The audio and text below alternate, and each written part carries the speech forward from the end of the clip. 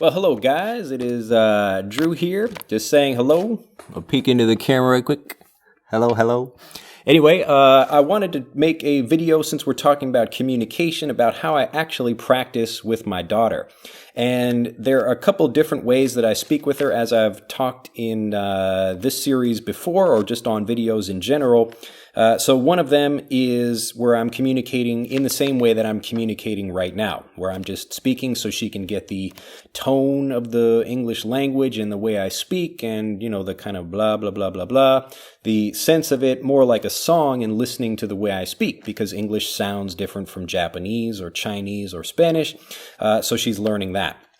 But the other thing I do is giving her very explicit instruction about this thing and that thing, and I'll do something like take a deck of cards or use some blocks or something, and then we do what I actually call fluency training, and I'm drilling her in a way that's giving her examples of how the language works and teaching her how the grammar works as well. So I wanted to do something that's similar to that, but in a way that's maybe a little bit more complicated, so I wanted to teach a bunch of phrasal verbs. So right here I have a lovely Hello Kitty bag that I've taken. This is just in my house, and I've got a stack of Uno cards in here. So if I'm just speaking with her, I would do something, and again, I'm making it a bit more complicated for this lesson just because your English level is higher than my daughter's is, and she's about 1 year and 3 months at this point. But when I'm speaking with her, if I just want to talk about phrasal verbs, what I'm going to do, and I would not necessarily be able to explain to her exactly how I do it, so I have to be a bit more careful. But in this, I'm going to use phrasal verbs, and I'll use them in different ways so you can see how maybe they're used in a question or they're used in a situation where I'm at like, you know, you could split the phrasal verb up. So again, we have a word like split up. So I split the phrasal verb up, or, you know, and again, you'll just see the examples of these. But I'm just using phrasal verbs in different ways, but in a physical sense, and showing you exactly how they work, because this is how native English speakers learn the language. I'm just making it a bit more explicit and doing it maybe more than parents normally would do if they don't have maybe just a way of teaching in a particular way like I do. So the first thing I'll do is I will take out the cards. Now this is one of our first phrasal verbs, so I'm going to take out the cards. I'm taking the cards out of the deck, or I'm taking the cards out of the bag. Am I taking the cards out? So yes, I am. I'm taking the cards out of the bag. So I'm going to put away the bag, or I'll put the bag away. I'll take the bag and just put it over here, so I'll put it away. And now I have a stack of Uno cards. So we can look at these. Whoa, it's the same thing on both sides. So this is a stack of some older Uno cards. But first, just looking at the cards, I'm going to take off the first card. So take off the first card. So I can take a card, but I can also take off a card. And this is just the same way I have a stack of something, so I can take something off. Like I would take a card off of the stack, or I take a card off of the table. So here is the lens cap for my camera. I can take the cap off the table. Am I taking the cap off the table? Yes, I am. I'm taking the cap off the table, taking it off the table. So I will put it down. Again, this is another phrasal verb, so I can put the card on the table, or I can put the card down. So put it on the table or put the card down. So when I'm practicing with my daughter, and this is a bit more difficult because this requires her to do things as well, but showing, like if you have a deck of cards right now, I can put a card down. Put one card down, put two cards down, put two cards down. So I'm putting them down.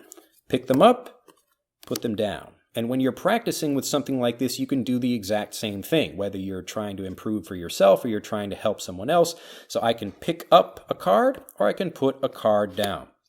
Now, if I move these over, again, I'm trying to move something, but when I'm moving something in a casual conversational way, I can move over. So I would just move over the deck of cards, or I move the deck of cards over. And again, I'm showing you how you can split these phrasal verbs up. Some of them are separable, which just means you can separate them, like split up, or to split something up, or you can't separate them in some cases. And these are things that you just learn by practice, by listening to them and reviewing them over and over again. So now I have some cards on the table, and what am I doing here? Now right now I'm taking something and I'm doing what? what is this action? What is this action right here?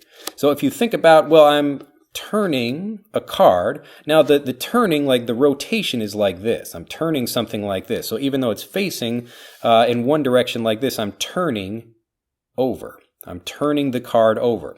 Now you can also say to flip the card over. Flip the card over. Now, when we think about taking a phrasal verb like this is the way native speakers communicate normally, and we take a verb like turn or flip or toss or grab, and then we're using kind of different levels of the language depending on how we're actually moving. So right now, if I'm moving very slowly and deliberately, like I would actually turn something, I'm turning it over. But maybe if I want to do something faster, I would flip the card over.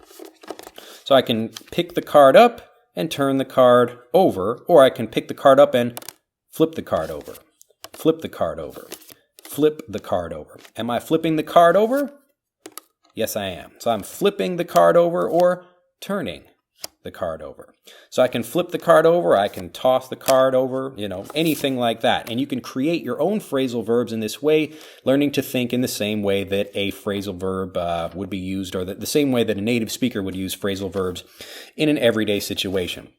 So now I have a kind of group of cards, and now I'm going to align them. I'm going to stack them, or in a more conversational way, you would say you stack them up. So I'm going to stack up the cards, stack up the cards like this. So if I have different piles of cards, excuse me, I'm going to stack them up like this. So you can stack the cards, but a more conversational way of saying this is to stack something up. Stack something up. Now, up isn't necessary, but this is just a way that native speakers communicate. And again, when you're saying something like clean up or eat up, these are just ways of adding something to make it sound more conversational and native. So I'm going to stack up the cards, or I'm going to put the cards down like this. I'm going to put the cards down in different piles. So I can stack up, or I can pile up.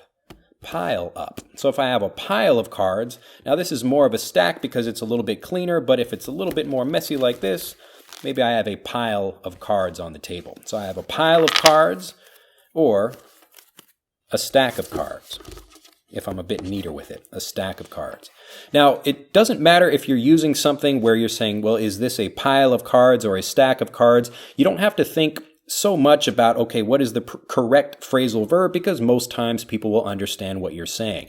The important thing is just to understand more that the way we're talking about a card or any other thing in a particular sense. So I'm just using cards like this for an example, but I'm turning a card over, or I'm flipping a card over, or in this case, I'm turning a card around. I'm turning a card around. So in this case, it's one of those things like if you think about, something like a cap, we're seeing the same side of it and we're rotating the object like this. So I'm turning it around, or I'm turning it around. Now, if I want to do something faster, I might spin it around, as in the case of the card. Again, we have the same idea of taking one thing, we're talking about around, so we're focusing on the adjective here, moving something around, or the way of expressing something, and then we're changing the verb that goes along with that phrasal verb. So to go along with, this is another phrasal verb that just means to be connected. So I have one card, and this card goes along with that card. This card goes along with this card. This card goes along with these two cards. So if I have a card and I'm turning it around, you can see the same side of it. I turn the card around. I'm turning the card around. Am I turning the card around? Yes, I am. I'm turning the card around. Or I can turn the card over. So again, I'm turning over, or I'm turning over, or I'm turning over this way. It doesn't really matter, but you're showing the opposite side of something, so the over becomes, okay, I'm showing the opposite side of a deck of cards. So I'm showing, or the opposite side of a card in this case. So I'm turning over the card, and I'm turning the card around. Turn around, turn around. So this is the same way. If this is your head and you're standing like this and turning like this, you're turning around. But if you're lying on your back or your stomach, let's say I go get a massage and the person says, can you please turn over? They're not asking me to turn around. They're asking me to turn over. Or someone could say, could you please flip over? And I'm moving a little bit faster like that. So all of these things, when you're trying to learn more complicated verbs, it doesn't matter like what is it to rotate or you want to, be on the opposite side. You can express things in a more complicated way, or you can do the simple thing that native speakers do, especially children, and what they're doing is combining a small group of kind of similar words or more simple words, and then saying them in a more simple way. So I'm taking turn and over or up or something like that. So I can turn over a card or turn around a card like this. And it's much easier than saying rotate or to revolve or other words that are more complicated like this. So this is what it means to be learning something like a child would. And in this case, again, I'm just doing things where I'm manipulating a card and I'm thinking about what's really happening here. Not what is the correct verb, but what am I really doing? Am I taking a card? Am I like bending the card? Am I bending over? Something like that. Am I bending over the card? Or am I turning over the card? Or am I turning the card around? And I don't want to give too many examples in this. I just thought it would be an interesting way for you to see how I'm working with Aria, as well as for your own self when you're thinking about learning different languages. Pick up a deck of cards like this and you can do the exact same thing. Think about how you would manipulate a card in a particular way. Would I take off a card? I can take a card or I can take off a card because you're removing something from a stack of something else. I'm taking one card off of something else, just like I take a card off of the table.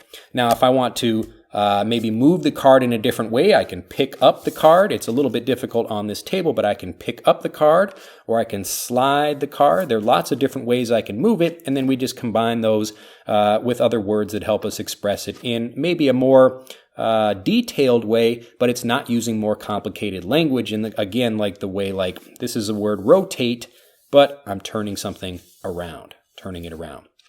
Well, I hope you have enjoyed this.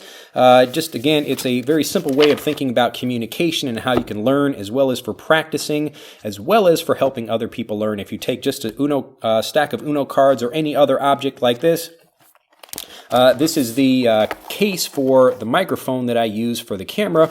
So I can open something. I can open up the case. Again, when I add up to that, it doesn't really change anything about what I'm saying, but it just makes it sound a bit more kind of relaxed and casual and conversational. So open up the case or close the case, or I can turn it around or turn it over, or maybe turn it up like this. So I want to have it kind of up on one side. So in the same way that it doesn't matter if I'm really being correct about what I'm saying. It's more, can you tell someone to do something, and then would they be able to produce that action? So are you communicating the correct meaning, even if it's not using maybe a phrasal verb that most people would know? Anyway, that's it for this video. If you have, do click that, we'll give that kind of a like button here. Click that like button, and I will see you in the next video. Bye-bye. To continue learning, click on the link in this video to download Speak English Naturally, our free guide to speaking and sounding like a native English speaker. The guide reveals the 3 most important kinds of conversational English you must learn if you want to sound native, and will help you experience instant improvement in your fluency and speaking confidence. To download your free guide on a mobile device, click on the link in the upper right of this video. To download your free guide from a computer, click on the link in the lower right of this video. I look forward to seeing you in the guide.